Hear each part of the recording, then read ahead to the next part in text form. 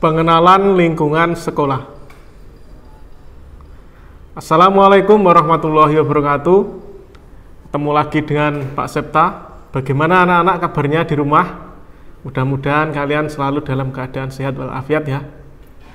Di sini Pak Septa ingin menyampaikan materi tentang pengenalan lingkungan sekolah. Sebelum kita mulai, kita membaca basmalah bersama-sama. Bismillahirrahmanirrahim. Dah, silahkan disiapkan alat tulisnya. Nah, di sini untuk kata kunci tema ini yaitu tentang lingkungan sekolah, permainan dan kebersihan. Tujuannya apa mempelajari ini?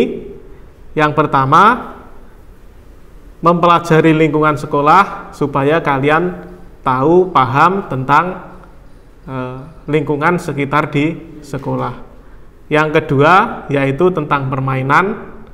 Untuk permainan tujuannya supaya kalian bisa refreshing setelah menghadapi pelajaran di sekolah. Untuk yang ketiga tentang kebersihan. Untuk kebersihan pasti ini sangat penting ya, karena kebersihan adalah sebagian dari iman. Baik, kita mulai. Yang pertama, untuk pengenalan lingkungan sekolah. Nah, di masa ini kalian kan sama sekali tidak pernah bertatap muka di sekolah ya kan, karena keadaannya masih dalam keadaan pandemi virus COVID-19. Untuk pengenalan lingkungan sekolah bisa kalian ganti dengan pengenalan lingkungan di sekitar rumahmu. Untuk pengenalan lingkungan di sekitar rumahmu, kamu harus lebih detail mengenalnya. Maksudnya lebih detail itu bagaimana? Seumpama tetanggamu ya kan, kamu harus lebih detail lagi. Namanya siapa, rumahnya menghadap kemana, anaknya berapa, seperti itu. Nah, untuk lingkungan ya, sama seperti lingkungan sekolah. Kalau kita masuk ke sekolah, kita mempelajari tentang lingkungan seluk-beluk, bangunan, lapangan, pokoknya apapun yang ada di sekolahan. Karena ini masanya masih belum masuk, jadi kamu harus lebih mengenal lingkungan di sekitarmu. Nah, mungkin salah satu dari kalian sudah ada ya, sering bereksplorasi, sering main di sekitar rumahmu sehingga sangat mengenal. Seperti contohnya di belakang rumah ada sungai. Kamu harus tahu dalamnya sungai itu dalam atau tidak, berbahaya atau tidak, sehingga kalau bermain itu membahayakan atau tidak. Nah, kamu harus tahu. Nah, dari mana kamu tahu atau lebih mendetail tentang lingkunganmu? Kamu tidak perlu mengeksplor sendiri ya kan. Kamu cukup bertanya ya kan. Bertanya kepada orang tua, bertanya ke saudara, ke kakak atau orang yang lebih tahu. Jangan terus di belakang ada sungai, ada parit. Bagaimana kok supaya kita bisa tahu dalamnya dalam atau tidak, kita nyemplung. Nah, itu adalah kegiatan yang salah, sangat membahayakan. Nah, terus selanjutnya di sini ada permainan. Nah, untuk permainan kalau dulu di lingkungan sekolah kita gunakan untuk refreshing sebagai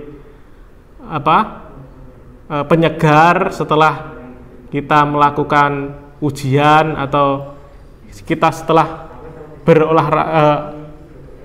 melakukan materi di dalam kelas, pasti Pak Septa akan mengajak ke lapangan untuk penyegaran, untuk permainan.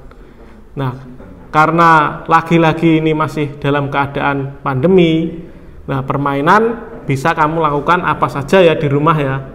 Nah, kalau di lingkungan rumahmu banyak teman, kamu bisa melakukan permainan berkelompok seperti permainan gerobak sodor, betengan, dan lain sebagainya. Kalau kamu sendiri di lingkungan rumahmu tidak ada teman, cuma sendiri, kamu bisa bermain sendiri seperti sepedahan begitu ya.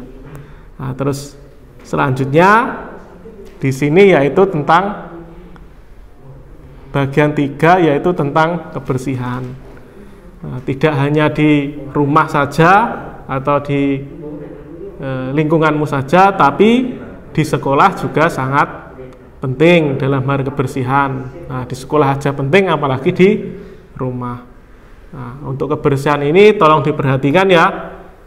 Kamu bisa membantu membersihkan halaman, menyapu lantai, menyapu halaman depan, mencuci piring, mencuci baju, sebagai kegiatan kamu di rumah, sebagai wujud pembelajaran tentang kebersihan.